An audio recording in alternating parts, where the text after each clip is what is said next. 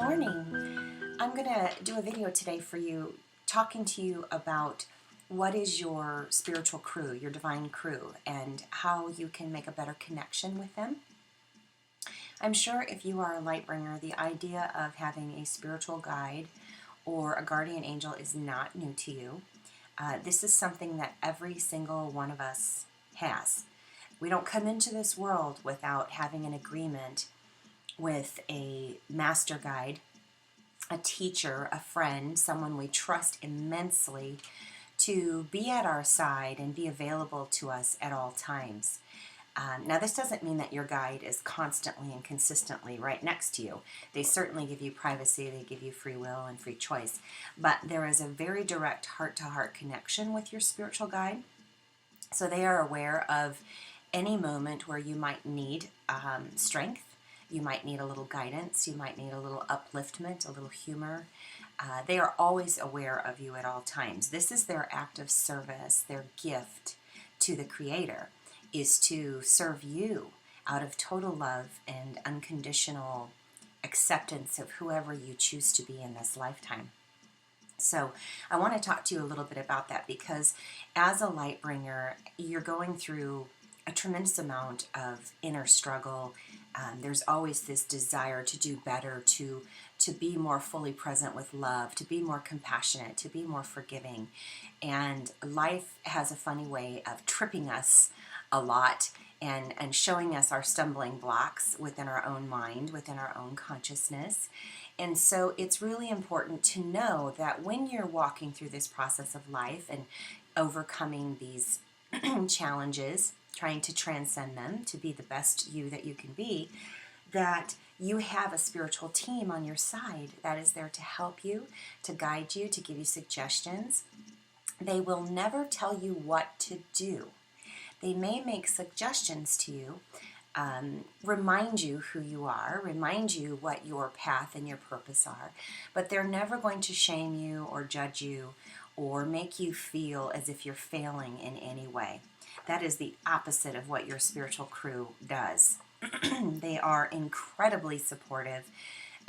Sometimes they will just be present with you and be silent and allow you to just feel the love without any kind of talk, any kind of dialogue.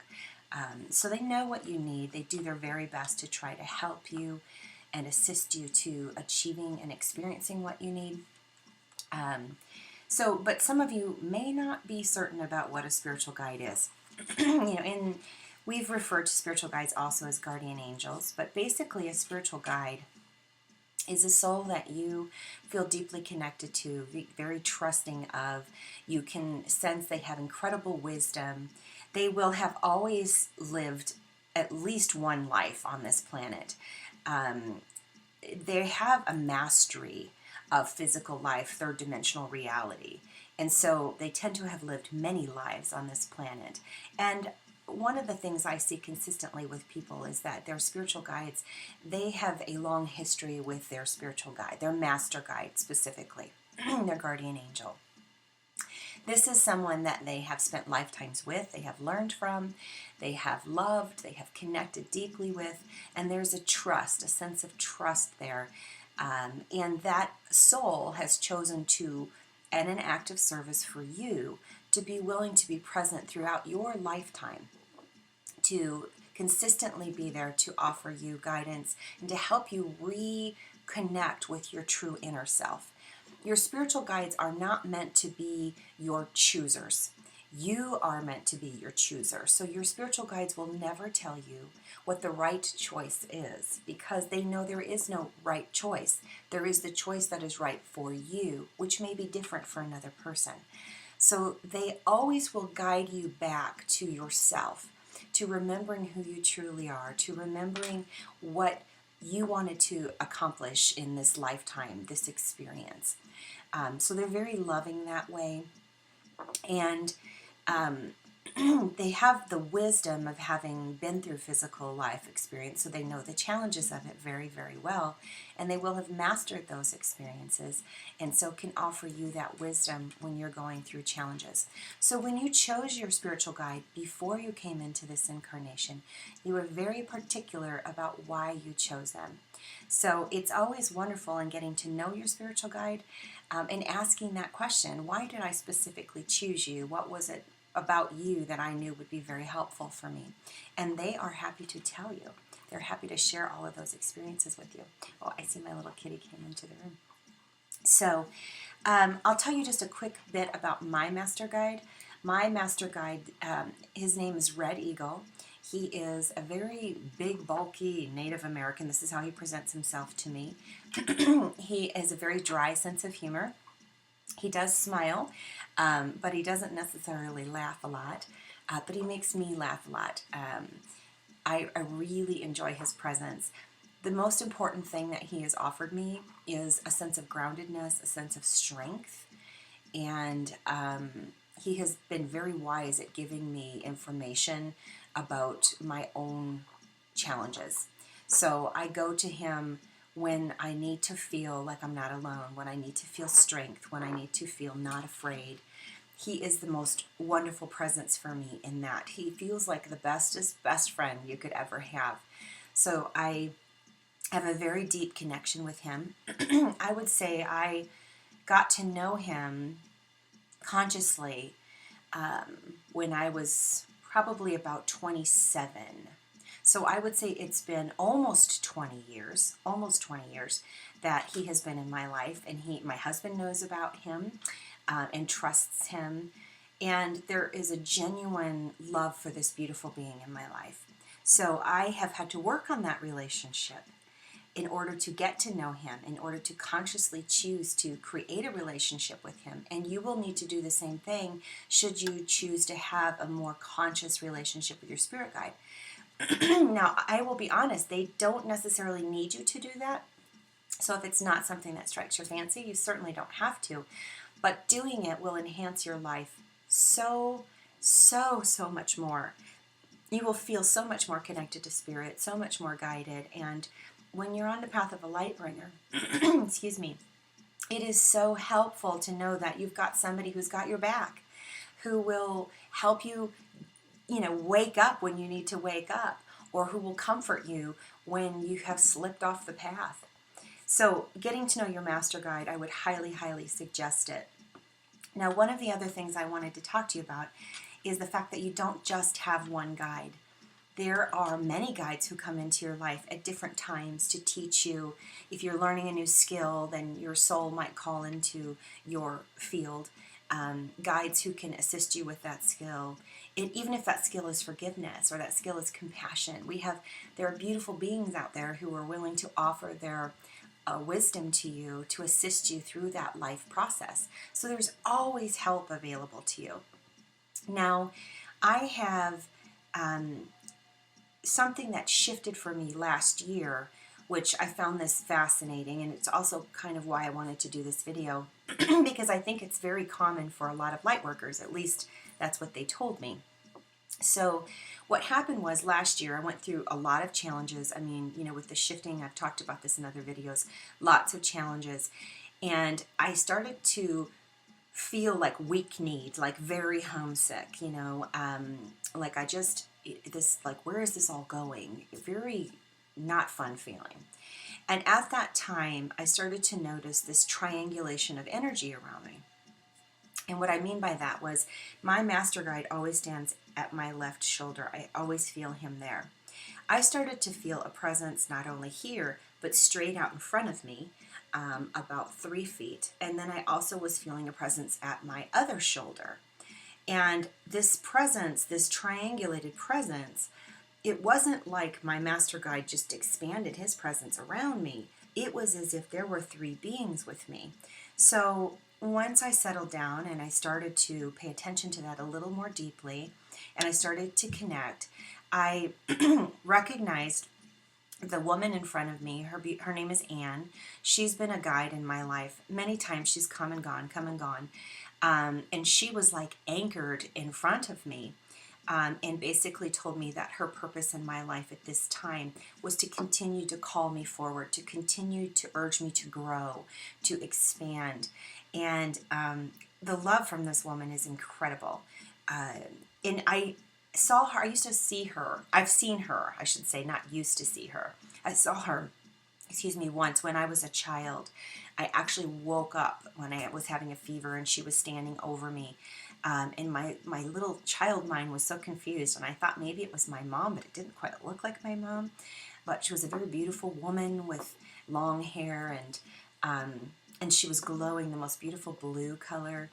And I did ask my mother about it the next day, and my mom was wearing a totally different nightgown, and she had no clue what I was talking about. So later in life, Anne had told me that that was her, and that she'd kind of always been there watching over me as well.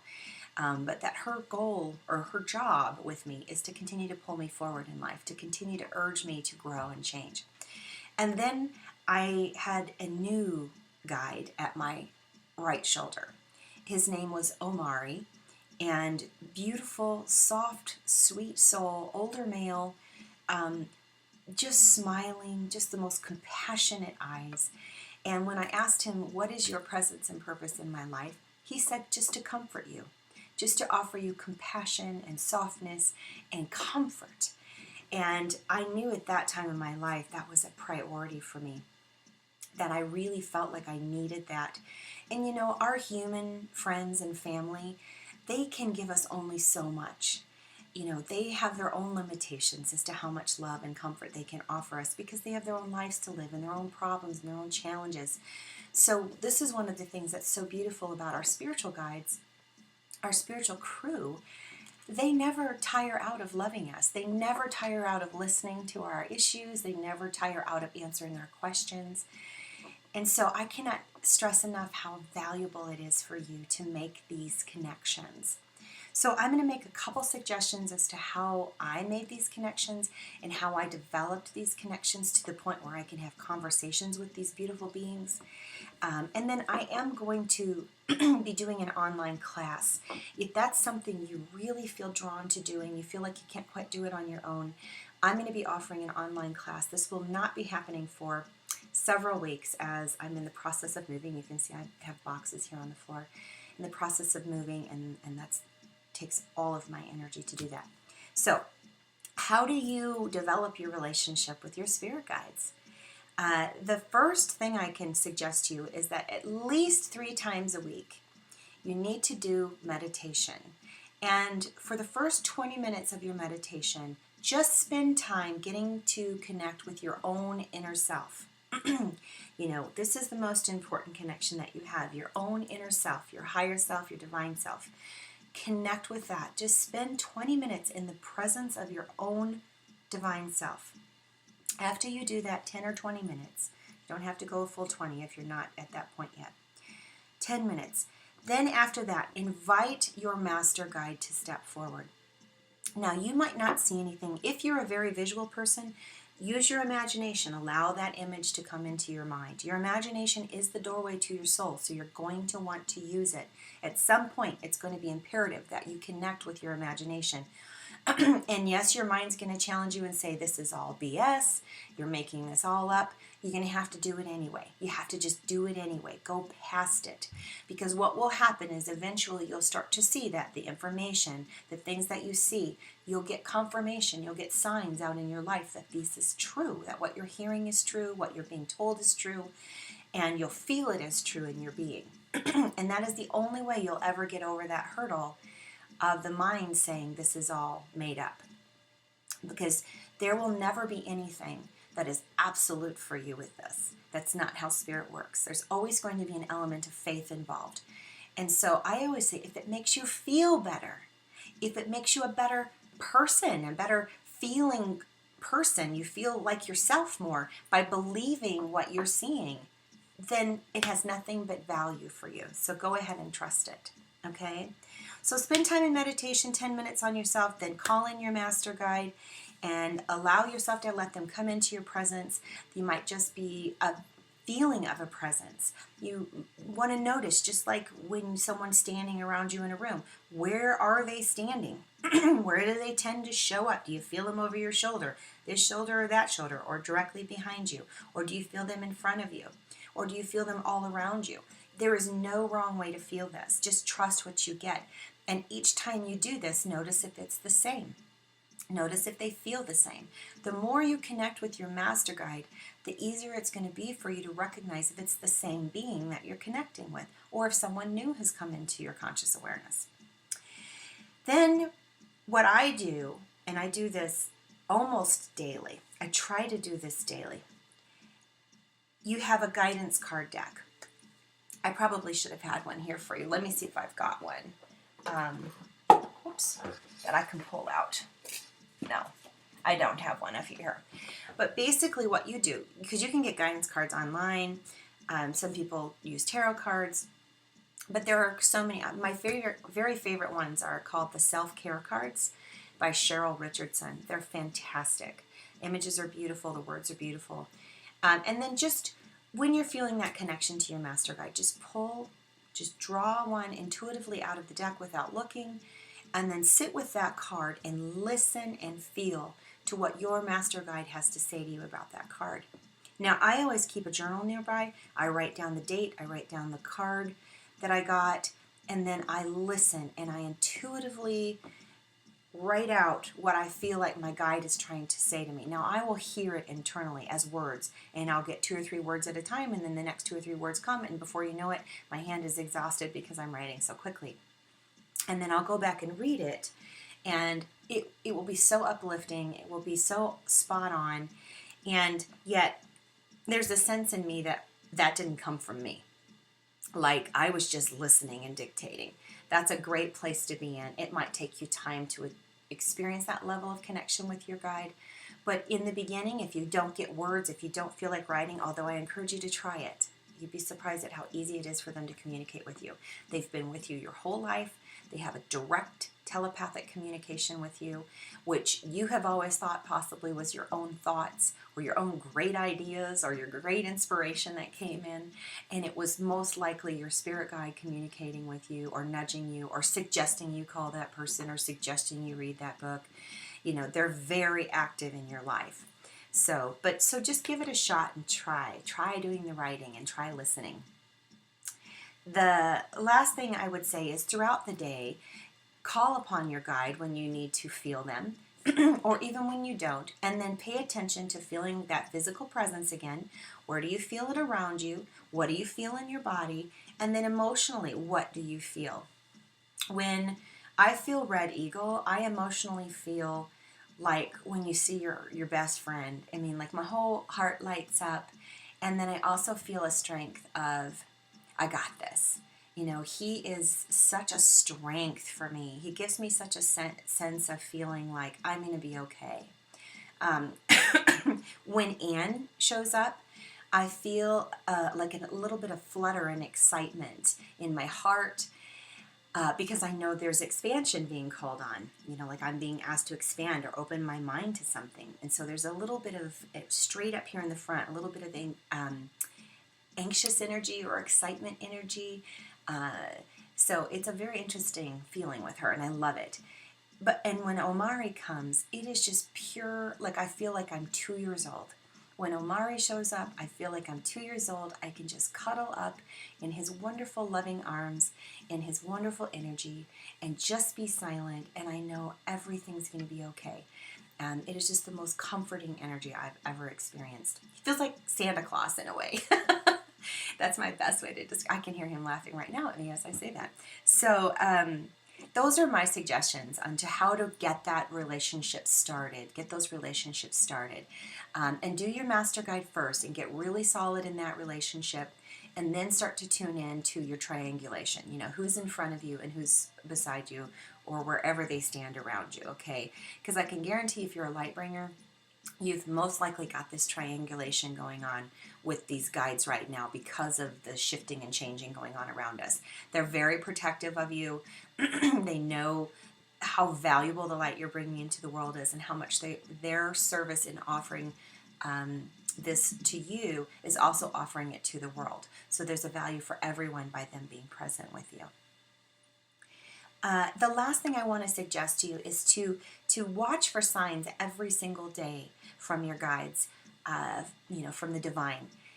And these can be things you totally don't expect. You can be asking for guidance, and then you'll get a sign from the universe out there if you're asking for a question to be answered, and then you pay attention. But you might just get it spontaneously as well. There is a fantastic book. Hi, honey. You're okay. A fantastic book that I want to tell you about that I think everybody should read because it's so great in helping you to wake up and see the signs that are out there. It's a book by Simran Singh, and it's called Conversations with the Universe. Fantastic book. Highly recommend it, and it's something you can go back to and refer to over and over, kind of like a reference book. So I hope these suggestions have been very helpful for you. If you make a connection with your master guide or you want to share that with anyone, I would love to hear about it. Please feel free to email me or comment just to let me know about it. And then again, keep your eyes and ears open for the spiritual guide class that I'm going to do online, which will get much more in depth. I will actually do a guided meditation with you and such. So God bless and have a beautiful day.